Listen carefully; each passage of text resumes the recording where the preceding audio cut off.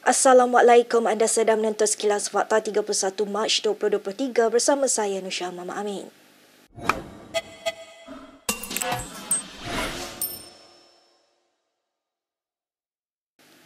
PH Melaka menyokong penubuhan kerajaan perpaduan dan menyatakan komitmen untuk bekerjasama dengan BN bagi memastikan kestabilan politik di negeri itu. Pengerusi PH Negeri Adli Zohari berkata, dengan kebersamaan kerajaan perpaduan ia seterusnya dapat menjamin kemakmuran dan meningkatkan ekonomi negeri. Terdahulu, isu pertukaran pemimpin negeri itu menjadi hangat selepas kerajaan PH Melaka dijatuhkan berikutan langkah Sheraton yang menaksikan perubahan kerajaan di Putrajaya pada 2020. Kemudian, ia menjadi panas semula menjelang PRN di Melaka apabila BN menegaskan bahawa Sulaiman Muhammad Ali adalah calon ketua menteri bagi gabungan itu jika mereka berjaya memperoleh majoriti. Ia juga sekaligus menolak dakwaan jawatan itu akan berpindah tangan kepada bekas setiausaha kerja UMNO Abdul Rauf Yusof. Isu pertukaran ketua menteri itu timbul semula sejak kebelakangan ini susulan pembentukan kerajaan madani di peringkat persekutuan. Pada 27 Mac lalu, Presiden UMNO Ahmad Zahid Hamidi mengesahkan struktur pentadbiran Kerajaan Melaka akan berubah susulan pembentukan kerajaan perpaduan di peringkat negeri. Ketika ini, Melaka ditadbir sepenuhnya oleh Kerajaan BN dengan barisan exconya terdiri daripada adun BN. BN Melaka mempunyai 21 kerusi daripada 28 kerusi di DUN diikuti PH dengan 5 kerusi dan PN dengan 2 kerusi. Ahmad Zahid Hamidi hari ini memberi bayangan bahawa penubuhan kerajaan perpaduan yang mungkin berlaku di Melaka tidak semestinya akan terjadi di negeri lain termasuk Johor. Timbalan Perdana Menteri menjelaskan ia adalah kerana situasi politik yang berlaku di Melaka tidak ada kena-mengena dengan situasi di negeri lain. Justeru, Zahid berharap tiada sebarang spekulasi yang wujud kerana yang penting harus dicapai ialah kestabilan politik. Mengulas lanjut, Zahid berkata kestabilan politik harus dicapai bukan sahaja di peringkat nasional, malah ia harus wujud di pentadbiran setiap negeri. Tambah Zahid lagi, rakyat mengharapkan kestabilan politik dapat diterjemahkan menerusi limpahan pelaburan dari luar negara yang sekaligus akan membuka peluang ekonomi kepada negara. Sejak semalam, politik di Melaka menjadi tumpuan ramai apabila Sulaiman Muhammad Ali meletak jawatan sebagai Ketua Menteri Negeri itu. Ketika ini, Melaka ditadbir sepenuhnya oleh kerajaan BN. Gabungan itu menguasai 21 kerusi daripada 28 kerusi di Dewan Undangan Negeri, manakala PH memenangi 5 kerusi dan PN 2. Baik, berita seterusnya. Menteri Pertanian dan Keterjaminan Makanan Muhammad Sabu berasa pelik dengan dakwaan dibuat Menteri Besar Kedah Muhammad Sanusi Mat Noor mengenai sewaan Dewan untuk Majlis Berbuka Puasa. Muhammad mempersoalkan bagaimana Sanusi boleh mendakwa sewaan yang dibuat pemimpin Pars Terbabit dibatalkan ketika belum ada sebarang pengesahan mengenainya dikeluarkan. Menurut Muhammad, pihak pengurusan Dewan MAIPS di Serdang belum mengeluarkan sebarang surat persetujuan menerima tempahan berkenaan. Malah, dalam satu kenyataan di Facebooknya, Muhammad menegaskan sebut harga sewa Dewan juga belum dikeluarkan. Terdahulu, Sanusi mendakwa terus dihalang oleh kerajaan untuk mengadakan program selepas rancangan mengadakan Majlis Berbuka Puasa dengan anak Kedah di perantauan pada 9 April ini ditarik balik.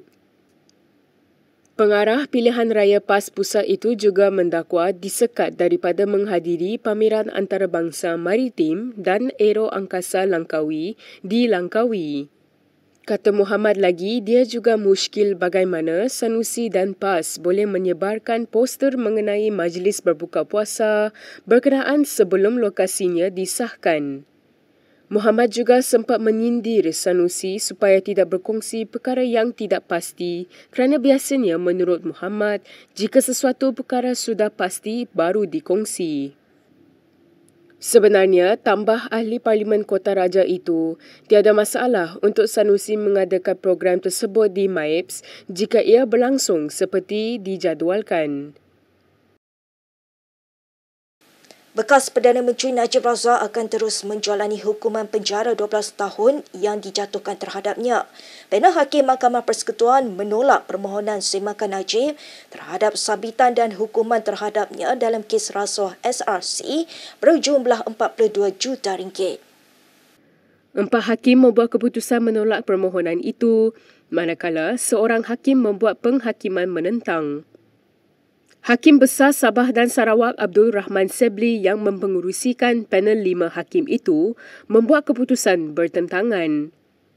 Keputusan majoriti itu dibacakan oleh Hakim Mahkamah Persekutuan Vernon Ong Lam Kiat. Antara yang menolak permohonan Najib ialah Hakim Mahkamah Persekutuan Rod Zaria Bujang dan Nordin Hassan serta Hakim Mahkamah Rayuan Abu Bakar Jais.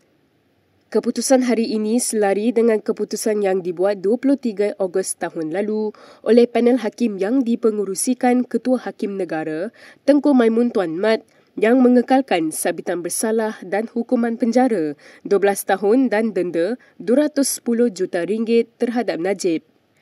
Najib dalam permohonan semakannya memohon pembebasan atau pendengaran semula rayuan terakhirnya di Mahkamah Persekutuan.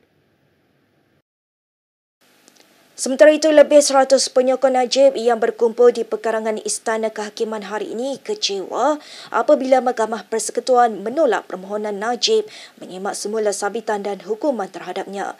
Beberapa penyokong khususnya wanita dilihat sebab dan menangis ketika mengetahui keputusan hakim. Ramai. Suara sikit! Semangat!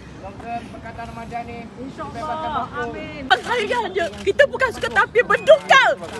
Ini bulan Ramadan, tahu tak? Kita tahu ketidakadilan tu daripada mula-mula bicara. Betul dia sentuh. Minta beda. Ha? Bukan tempat dia. Pada hari Jumaat yang mulia ini dan pada bulan Ramadan yang mulia ini, kita harapkan sesuatu yang terbaik lah. Tapi memang amat-amat mengecewakan dan menghampakan seluruh rakyat Malaysia atas keputusan atau keputusan yang tergantung, yang ditangguh. Tapi ditangguh ni sampai bila?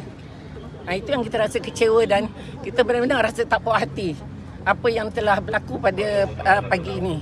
Datuk Seri Najib. Dan pada kami tetap beranggap bahawa Datuk Seri Najib ni tetap Perdana Menteri kami. Tiada lain yang terbaik Perdana Menteri selain pada Datuk Seri Najib. Tentang masalah kesusahan rakyat. Tengok sekarang ni.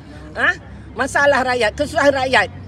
Bila menteri diberi tanggungjawab, gagal untuk melaksanakan. Harga telur, harga ayam masih tak dapat diselesaikan. Adakah ini pemimpin yang kita harapkan? Dalam perkembangan yang lain, polis telah mengenal pasti pengirim bungkusan mengandungi tiup ubat gigi bercorak daun ganja kepada Perdana Menteri Datuk Seri Anwar Ibrahim dan Menteri Ekonomi Rafizi Ramli. Ketua Polis Selangor Hussein Omar Khan berkata, pihaknya telah membuat butiran pengirim dan dalam usaha mengesan individu itu yang dipercayai warga tempatan untuk ditahan. Dalam satu sidang media, Hussein menjelaskan bungkusan itu selepas dihantar ke Makmal Kimia dan hasil analisis mendapati tidak mengandungi sebarang jenis dadah dan ia adalah ubat gigi. Media sebelum ini melaporkan polis sedang menyiasat penghantaran bungkusan yang disyaki mengandungi barang terlarang dialamatkan kepada Anwar dan Rafizi. Terdahulu, polis Sepang merampas bungkusan disyaki ubat gigi dengan ekstrak daun ganja yang dialamatkan kepada dua ahli politik di sebuah syarikat kurir di Pulau Meranti dekat Putrajaya. Ketua Polis Daerah Sepang ACP Wan Kamarul Azran Wan Yusof berkata, rampasan itu dilakukan susulan maklumat daripada laporan seorang petugas pejabat kerajaan yang menerima panggilan memaklumkan ada satu bungkusan atas nama dua ahli politik tersebut.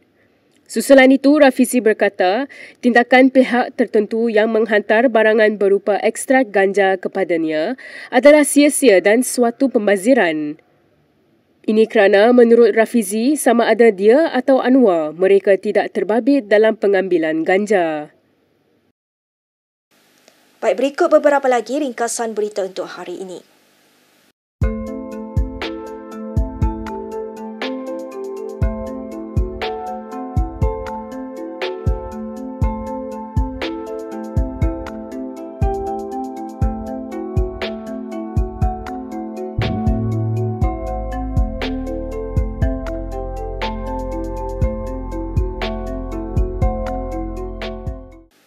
Sekian sahaja daripada saya, Nursyah Mama Amin untuk Sekilas Fakta.